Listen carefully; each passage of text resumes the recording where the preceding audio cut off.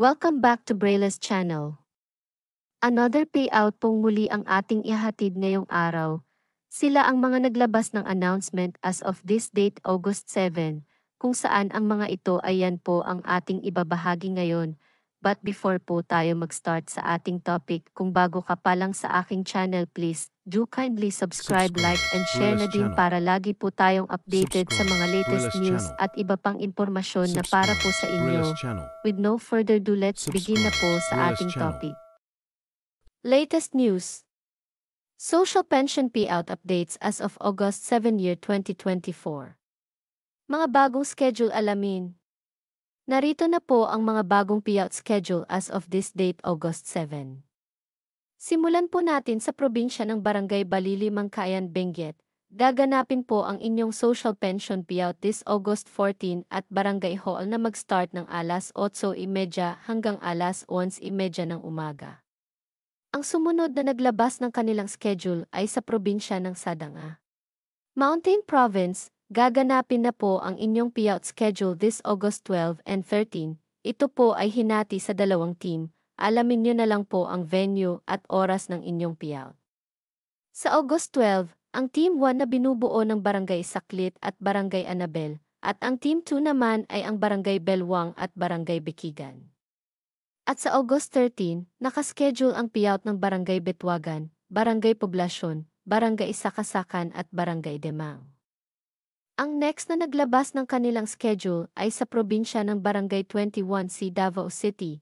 Magaganap na po ang inyong payout this August 12 sa inyong barangay covered court na mag-start ng alas 8 ng umaga.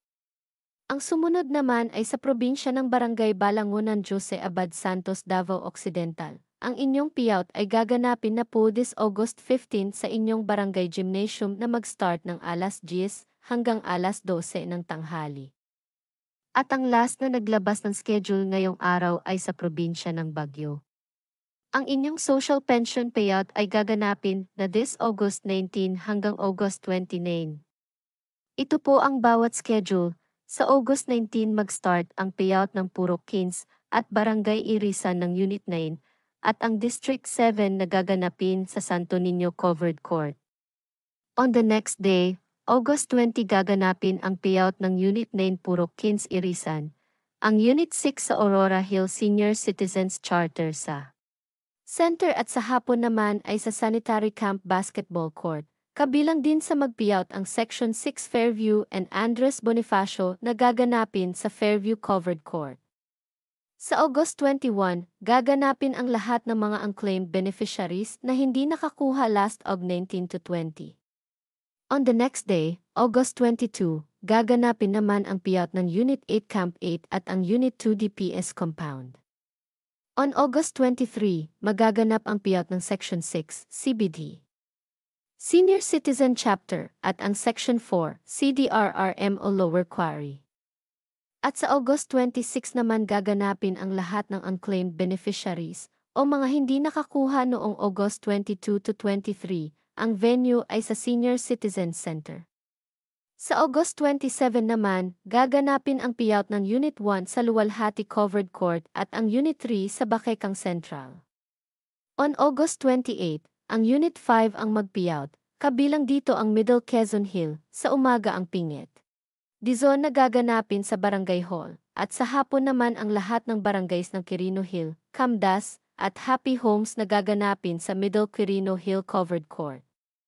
At panghuli sa August 29, gaganapin ang unclaimed beneficiaries o ang mga hindi pa nakakuha noong August 27 to 28.